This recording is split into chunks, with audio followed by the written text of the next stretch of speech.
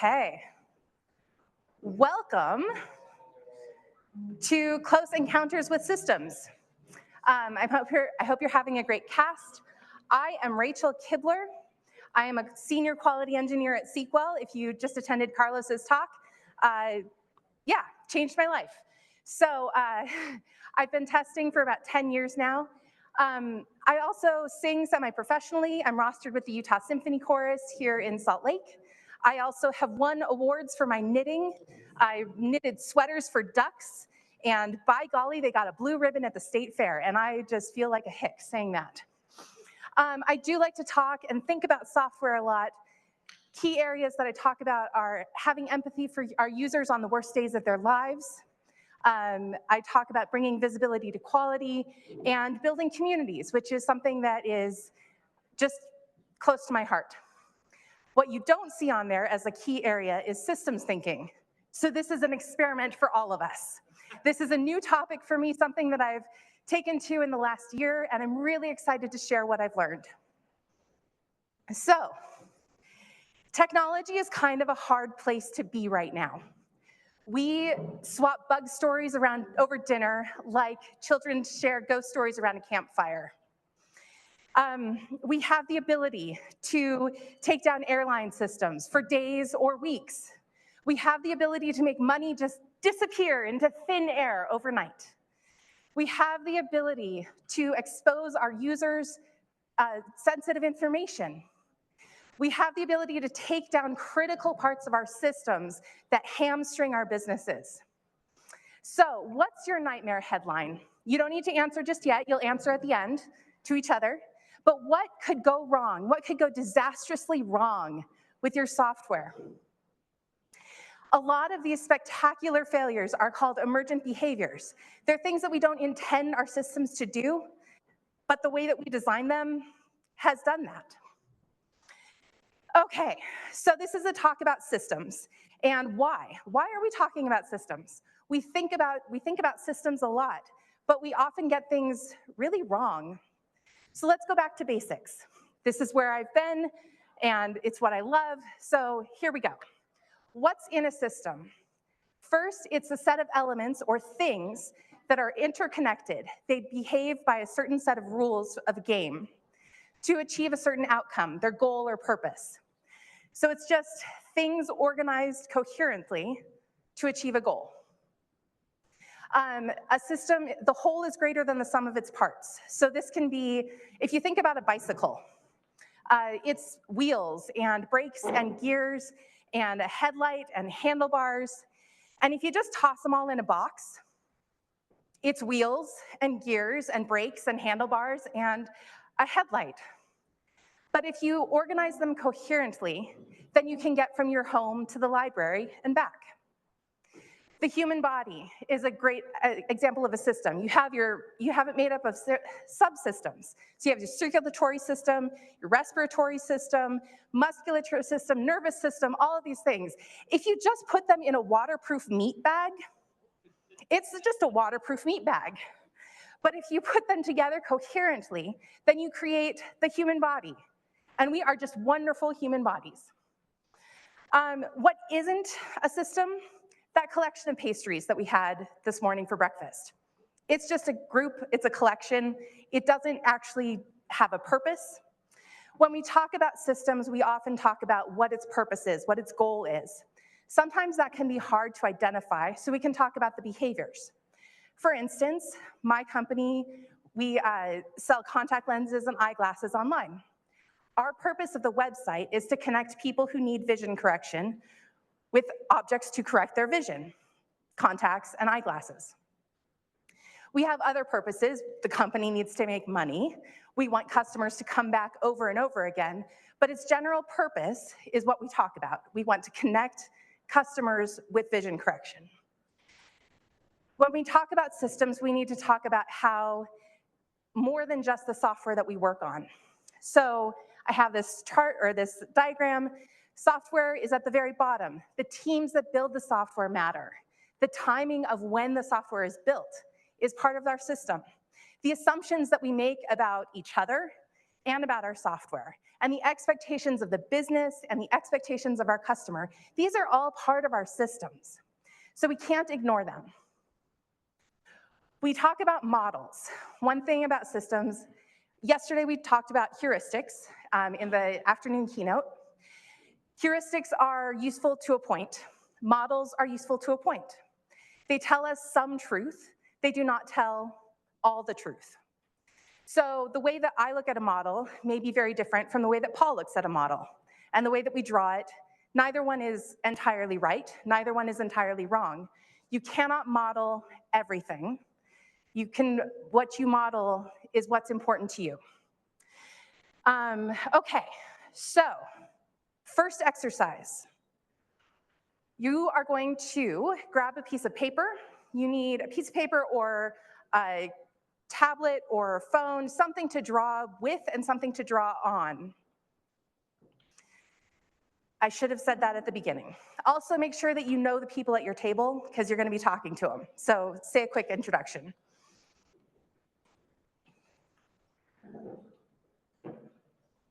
Okay. So what I want you to do first is draw your org chart of your team. Put your organization, how you're related to the people on your team and through your structure up to the top. We'll do this for about 30 seconds. Any team, preferably your work team, because it's gonna matter. Diagram your work team.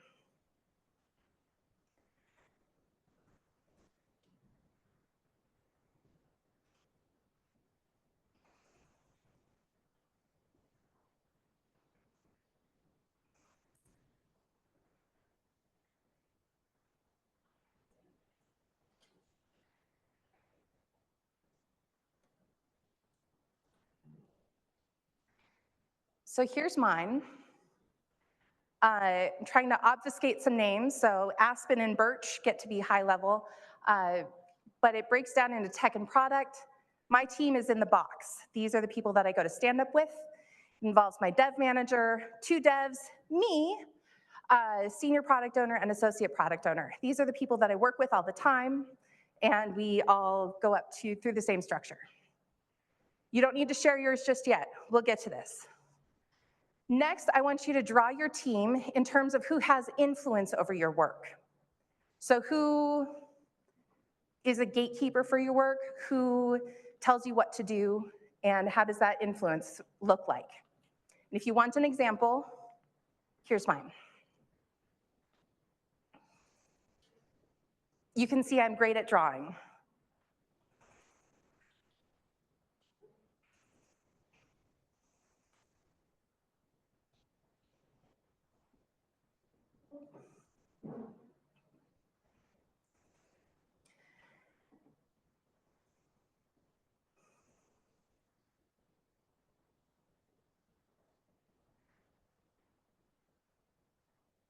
So with mine, the senior product owner has the most influence.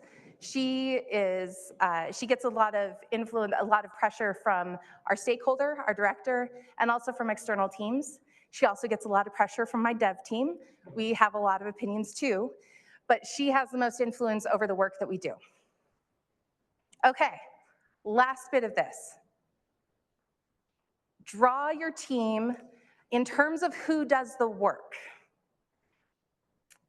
Yeah.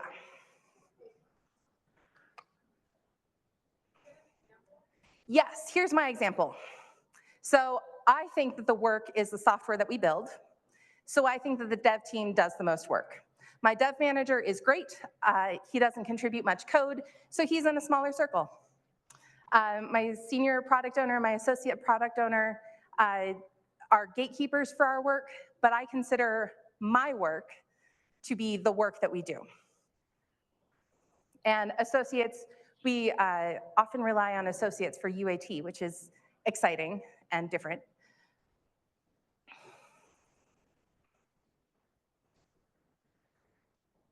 Okay, so now I want you to talk to each other.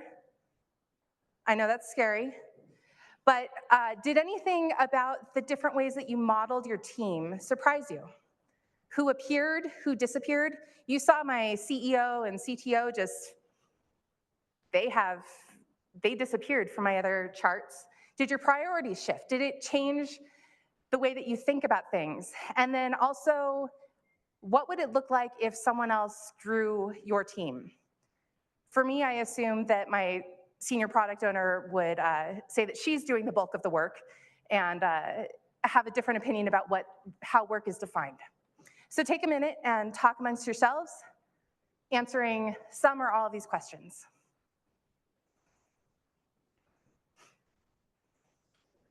How long do you want him to have? 1 minute. I know, we're moving fast. Don't bother timing. I'll just play the Jeopardy theme.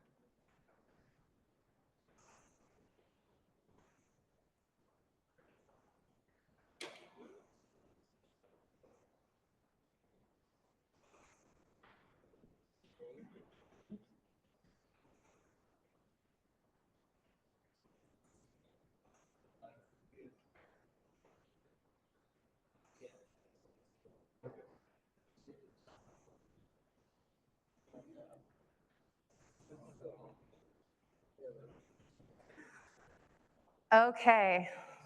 When talking about systems, we need to talk about boundaries. They're not just good for relationships. Ha ha ha. They're also great for understanding where our focus should be. So boundaries are choices. These are what we choose to focus on and not focus on. If we're too narrow in our focus, then we miss the forest for the trees. We miss what is important for our dependencies. If we're too wide in our focus, if our boundaries are too wide, then we miss the trees for the forest, and we miss what might be important to us more than other things. So for me, unfortunately, something I need to work on, my boundaries about my systems tend to stop where I don't understand things anymore, where I can just wave my hand and say, it's someone else's problem. I don't need to worry about this right now because it's someone else's problem. That only goes so far. If it is my problem and I still don't understand it, my boundary had better expand to understanding that. Boundaries shift over time. So in your scope of influence at work, you might have things that you want to do that are outside your scope, but if you get a promotion or a title change or just talk with your manager about what you want your job to look like, your boundary may extend to outside what your original job was. So boundaries, if you understand, for me, if I understand something next year that I didn't understand this year, my boundary will extend to understanding that. But boundaries are always choices. They are where we set our focus and what we want to focus on. Everyone's output is someone's input. We know this. We know this from our systems. We know this from our software, that what I produce on my team matters to the next team that consumes it. And I work on a fulfillment team, so what the website produces with orders, I consume with fulfilling those orders. And then shipping consumes what we do and gets them to the customer. This also, I think this is a pretty easy concept to understand, but my output of an email to Dwayne is his input, things like that. A conversation is a system. It's outputs and inputs.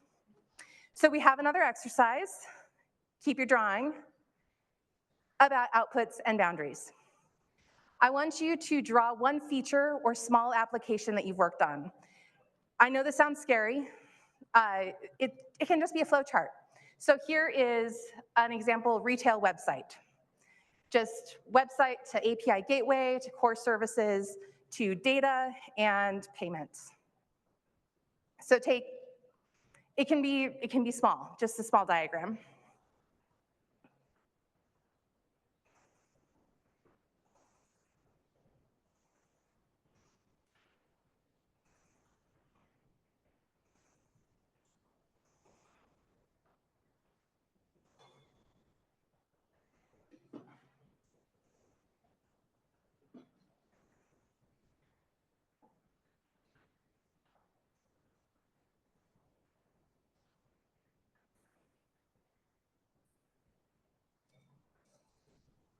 Okay, and now expand the boundary.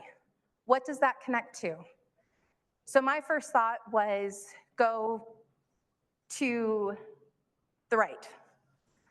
Or go to, I am lost with directions right now. Go to the right. So the customer has an input to the browser, and the browser has an input to the website, and all of that stuff. So I went to the front end and said, the customer has an impact on this system. And then I thought more about it, and because I work in fulfillment, I added the warehouse stuff. So now it goes from customer to the orders, to the fulfilling, back to the customer's delivery. What I didn't put on here is marketing. A commercial could have influenced the customer to come to our website. And at the end, a customer could go back and their output could be a review that becomes our input to get more customers. I want you, so go ahead and draw, expand your boundaries. We'll take a few seconds for this. Not a few seconds, more than a few seconds.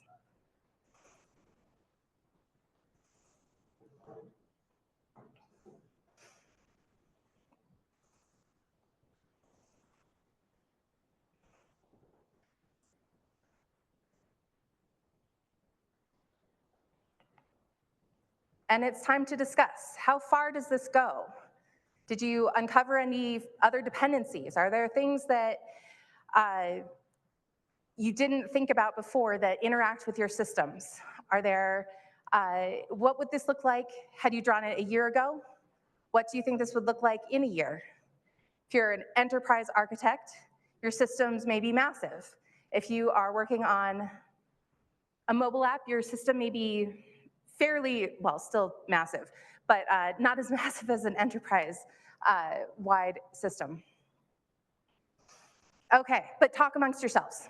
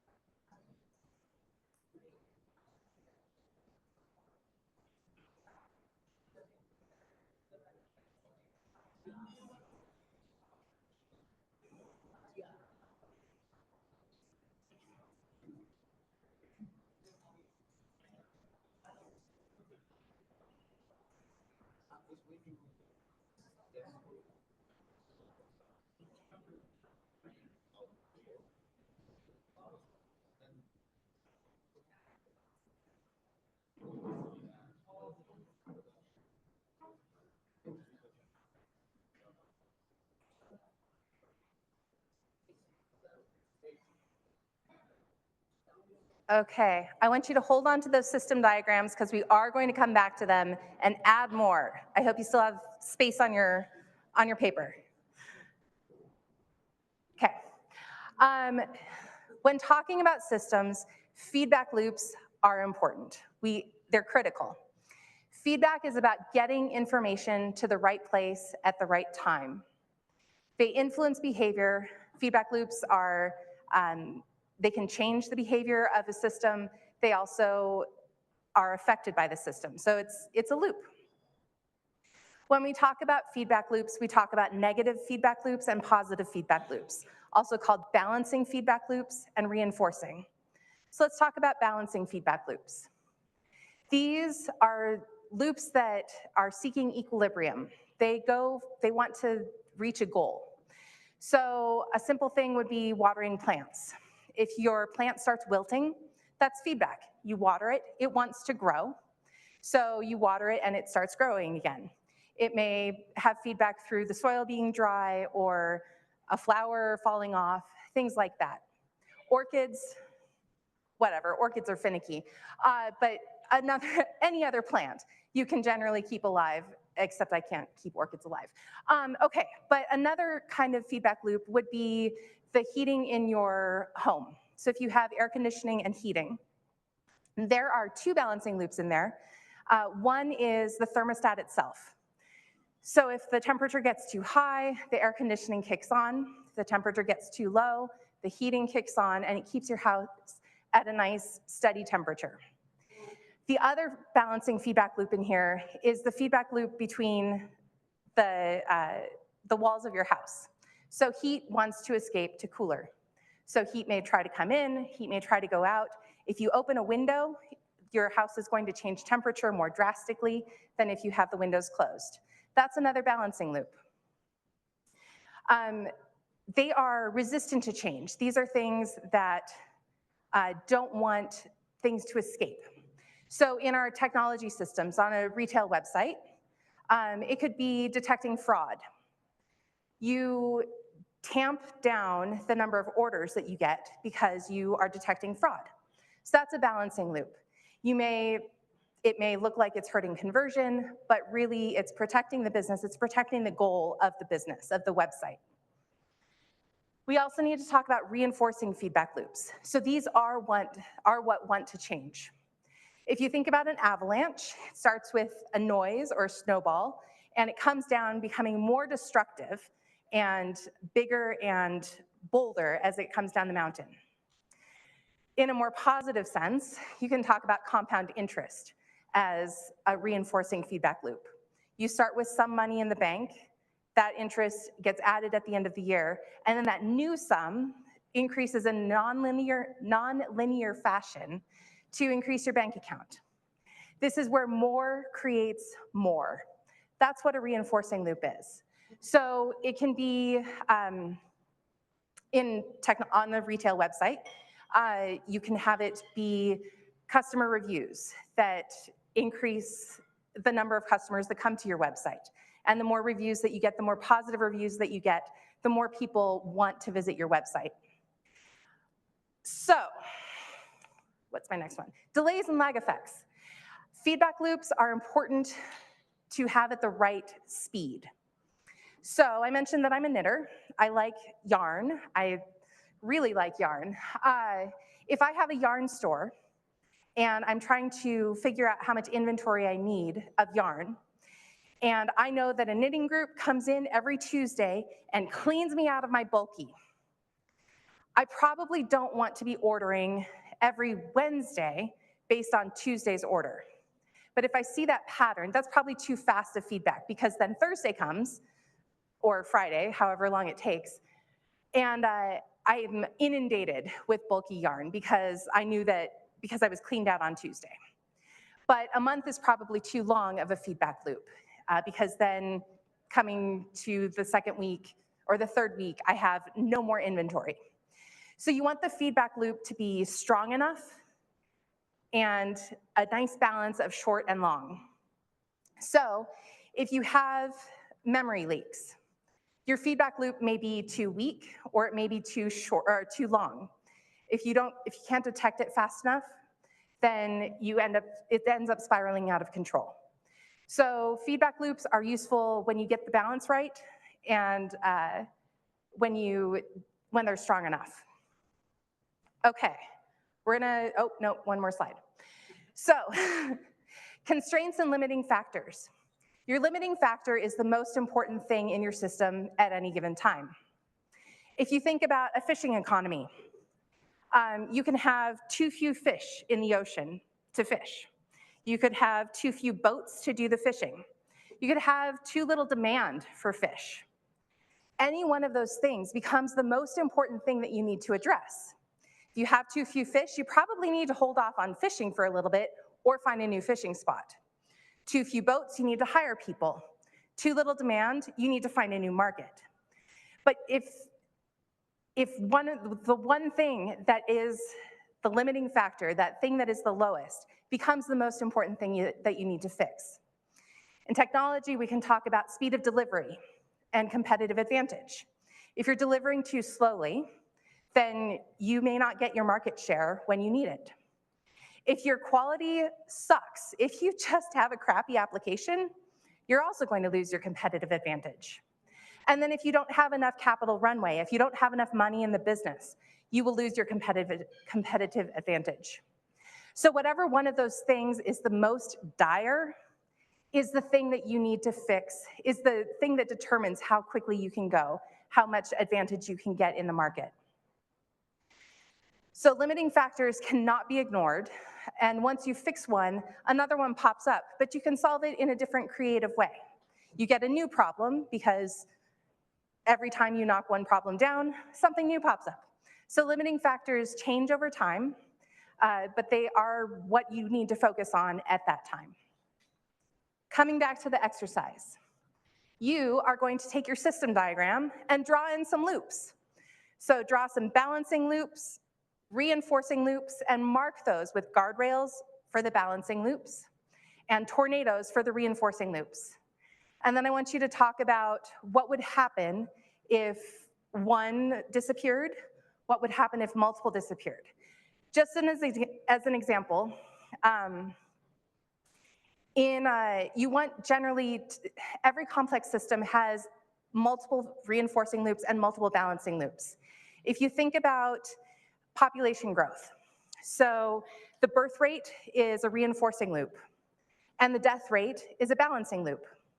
If the death rate plummets and the birth rate just keeps going, you have population explosion, which could affect the economy and all of that stuff. If you have a decrease, if the birth rate disappears and the death rate stays steady, you have population depletion, population collapse. So what would happen in your systems if a loop disappeared? Here's my diagram, just for reference. I've got things I talked about, fraud and inventory as balancing loops, and reviews and conversion as reinforcing loops. So just take a few minutes and draw some stuff on your diagrams, and then share those insights with your table mates.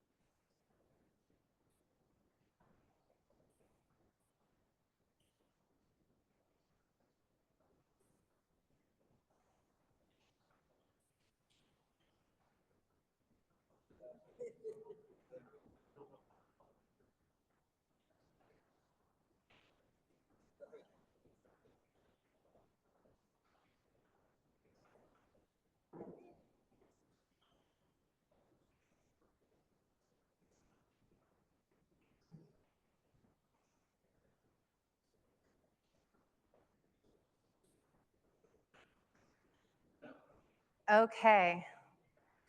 So I hope you got some insights. Not quite yet. Paul's very eager for this next bit. There are a few more things that we need to talk about with systems. One is leverage points. So these are hinges on a door that swing the entire door.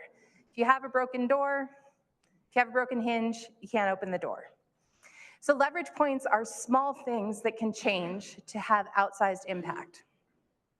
Donella Meadows, in her Thinking in Systems, a Primer, which is a fantastic book, the title will be on another slide, has a hierarchical list of things to change that have impact. One of the things that you can change is your parameters. So if you think about a highway going from Salt Lake to Midvale, the speed limit is 70 miles per hour, and let's say that the city decided, or the county decided that that was too low.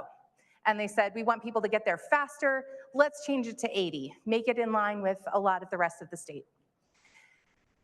That could have a massive impact when there's no traffic, but when you have traffic that's bumper to bumper and you're going 30 miles an hour, the speed limit of 80 doesn't actually matter. So your parameters can have an impact, but probably not as much of an impact as you want. If you change the speed of your site, but you haven't thought about load, then does the speed actually matter? You can also change the feedback loops. So like we talked about before with the yarn shop, you can strengthen your feedback loops, find those memory leaks faster. You can lengthen the feedback loops, know your inventory ahead of time. You can shorten the feedback loops. And these can all have a massive impact, possibly not the one that you expect. You can get oscillations and weird kinds of things if you don't have the right feedback. You can also change the constraints. So we talked about limiting factors. If you fix the speed of delivery, then you might be able to focus on how your application just sucks and fix that. Or you fix that and then you realize that you need another customer to buy it, or you need investors so that you can keep moving forward. You can fix one problem and then fix another problem in a different way. My favorite thing though, and the hardest, is changing the goals.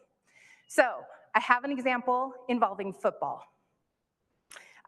American football, you can win or lose.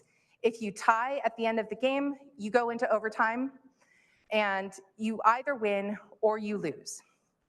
In the other kind of football, which most of us call soccer, you can win, lose, or tie, and a tie can be desirable.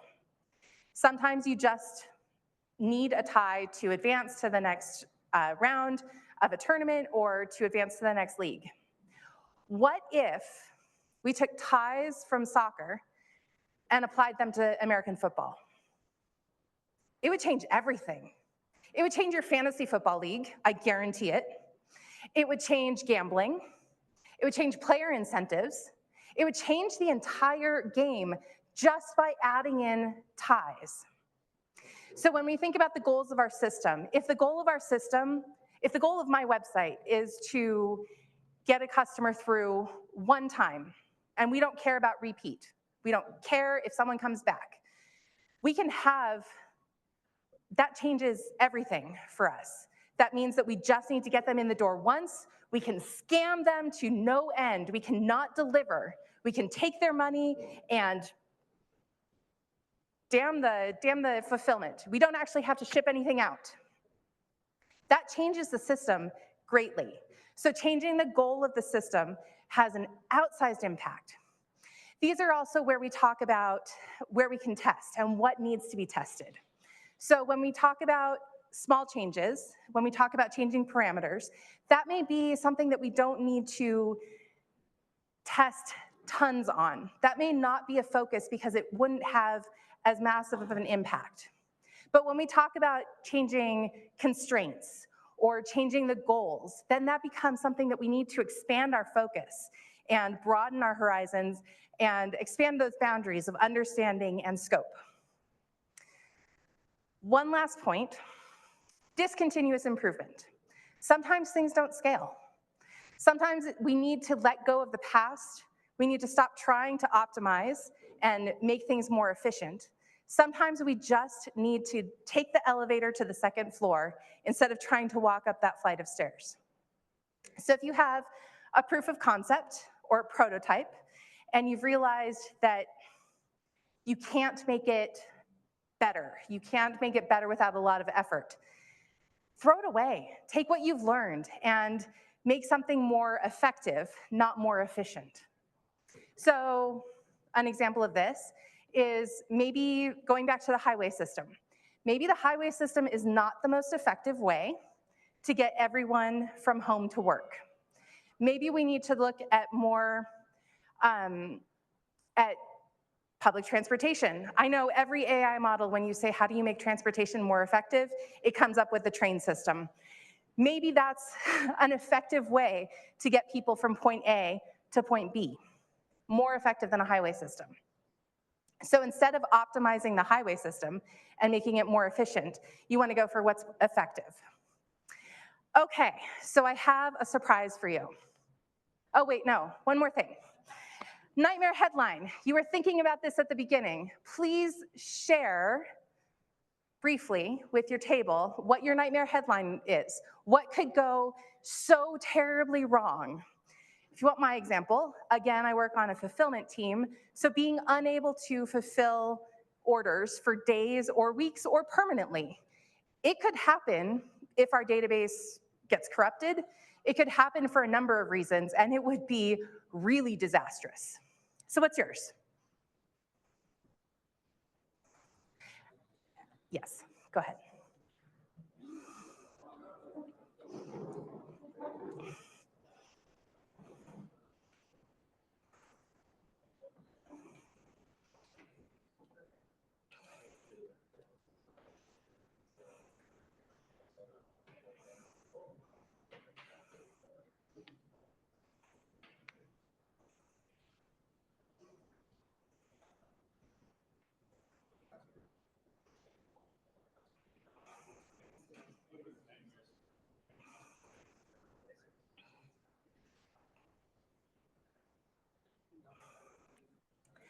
Okay.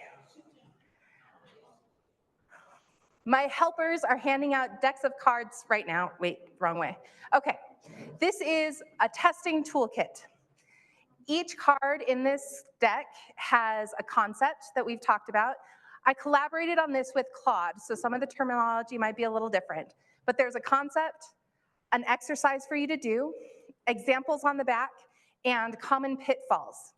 So these are things, if you are interested in systems thinking and wanting to explore more, these are things that you can do to take home and figure out how your systems interact and all of that stuff. If you want to learn, what's something, I do need runners at this point. Yes, we're coming to the end. What's something that you'll take away from this? First, share with your table, and then if someone has any wonderful insights, I would love to hear them. We're also coming to open season in just a minute.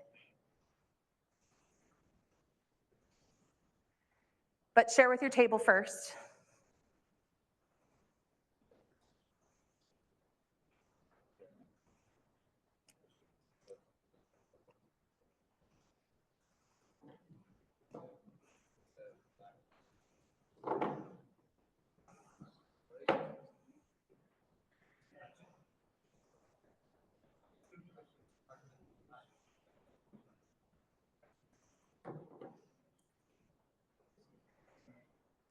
Does anyone want to share something from their table?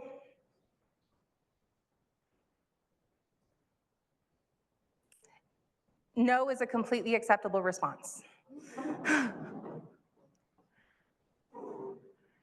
Okay. Oh, go ahead, Matt. Sorry. Yes.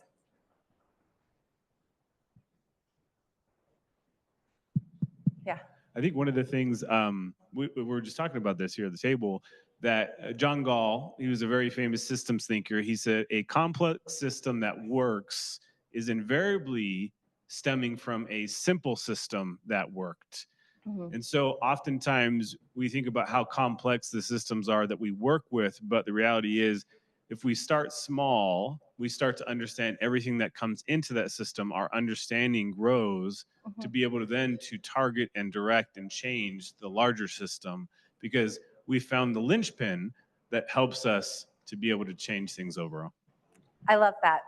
Also, that's Matt Alexander. If you missed his talk yesterday about complex systems, go back and listen to it because it's fantastic. Curtis. Thanks. I'll share a story. I've been thinking a lot about this during your talk. It's kind of like a tale of two systems. So the software system we had, we excuse me, we added a feature that would give you a type of discount on the price of your subscription. That interacted poorly with another system we had added to give a different kind of discount on your subscription, where one was saving the price and the other was purposefully not saving the price. And they mixed up and prices got wrong. And that going to production was a result of the team system, in that the second feature was rushed because someone well above my pay grade decided that we needed this discount system in place to match up with some external deadline. And so we made a bunch of shortcuts, and the signals in the system, the feedback loops that would have told us that something was wrong, were being ignored. So it wasn't until after we shipped that we looked back at those feedback loops and, oh yeah, there's a problem with this. We need to go and correct it. Yeah, that's a really good story. Thank you. I do want to move into open season. If you're interested in learning more, these are 3 resources that I love. Danella Meadows, I mentioned her book, Thinking in Systems, a primer. It's not about technology, touches on some things, but fantastic book. Jerry Weinberg's General Systems Thinking is a classic, especially in this community. Go check it out. Ruth Malin also just updated this year her Systems Seeing Journal. It's you sketch and model systems. It's also fantastic. So, first of all, before we move into open season, thank you for bearing with me. Gwen was like, hey, I want you to do an experimental talk and do exercises in a 35-minute talk. Ready, set, go. So I really appreciate you going along with me in this. Okay, let's move into open season. Does anybody have any questions for Rachel? Or comments. If you hated this, I also want to hear that. I hated it because I didn't know when I was handing out the cards. I was waiting the whole time to do my one job. Eric, wait for the mic. So the artifacts that we started to make here about how our team is organized or how people influence each other, have you shown those to people you work with or asked for their input or feedback on them? I drew those on Saturday, so no. Yeah.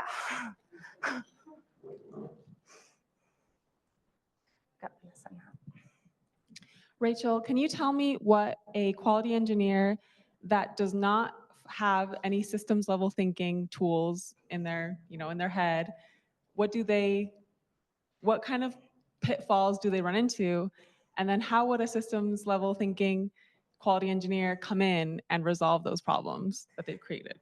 Well, so hopefully this deck can help train you into thinking about systems. Not thinking about systems means that we are more prone to bugs and missing dependencies. It's when we don't understand what our inputs are, what our outputs are, and what other people are relying on us for. When we have a poor understanding of how we interact with others, then we're more prone to bugs, prone to all that reputational risk and having poor customer experiences, things like that. So a systems thinker would come in, see the broader picture. One of the things that we need to do is shift those boundaries in and out, changing our focus. So you may see that your team is focused too narrowly and say, okay, we need to shift to looking more at the forest. Or we're focusing too broadly and missing all of the things that are important to this team and what we need to focus on. So it's a systems level thinker would consider the boundaries and the leverage points. What small changes can we make to create a bigger impact on things? So I hope that the deck is helpful in expanding.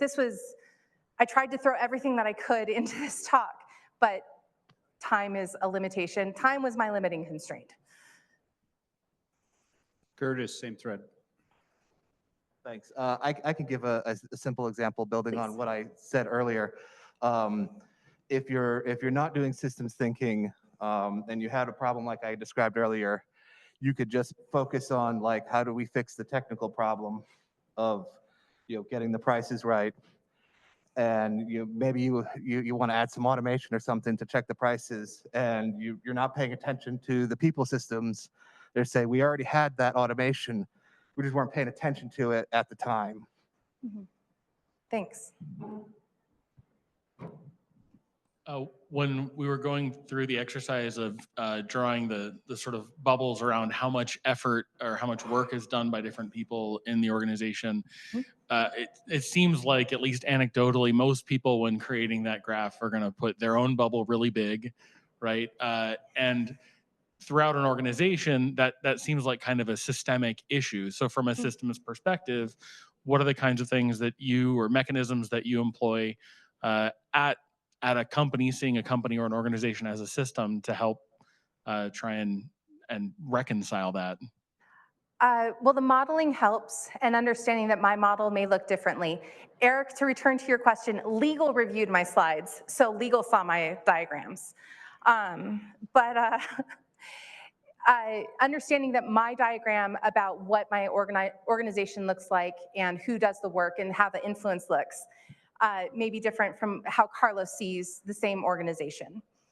So having empathy for that, understanding that I may think I'm the most important in my own head, but that doesn't mean that Vanessa, a colleague of mine, thinks the same way about me, and that she may have a very different opinion. So it's expanding the boundaries outside myself as well, and having empathy for the people that are around me. That I think we do pretty well. Eric, same thread. Oh, so I asked about showing it to other people because I learned this technique at a Agile course that Esther Derby taught. And then with some of my co-conspirators at work, we would review these diagrams together. Mhm. But what I'd be really interested in sometime is seeing a company try to diagnose their culture or try to diagnose how their teams are working as systems. Maybe using artifacts like that to at least surface the issues.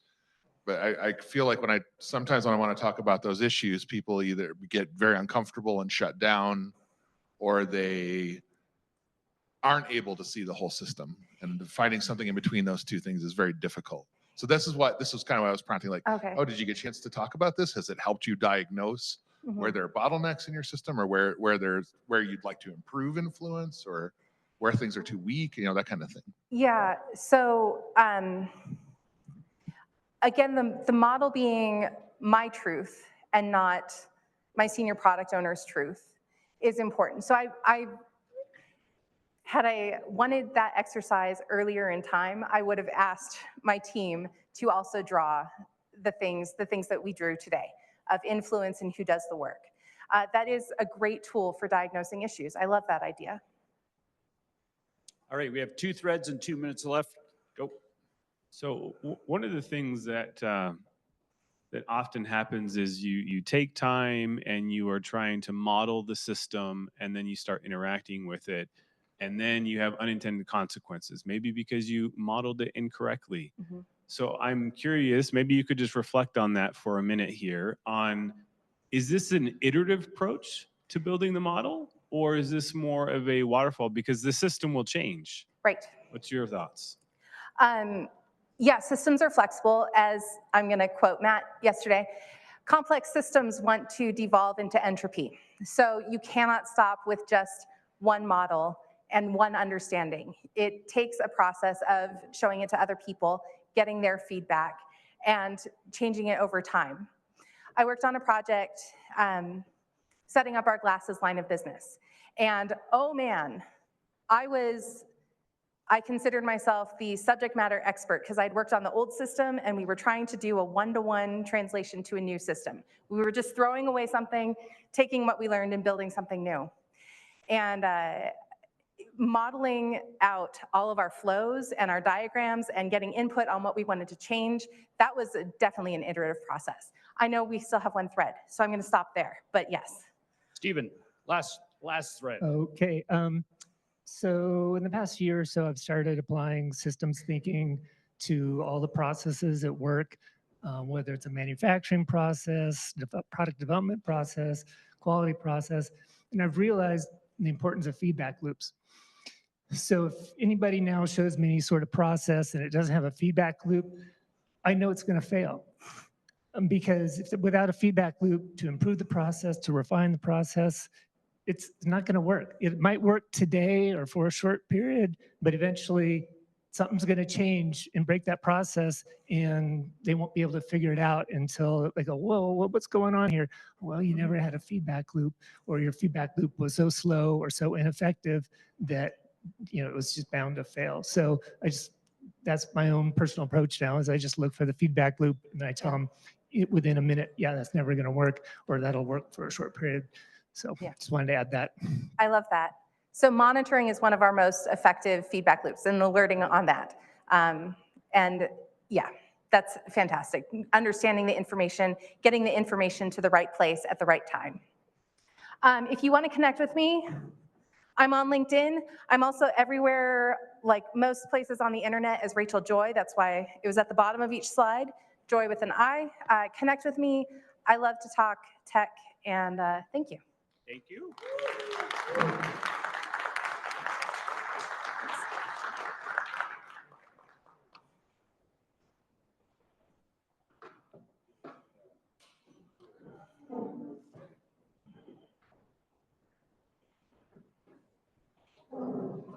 Hey.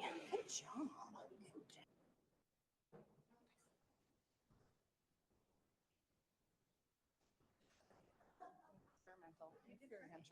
How did it go? I think it went well. Good.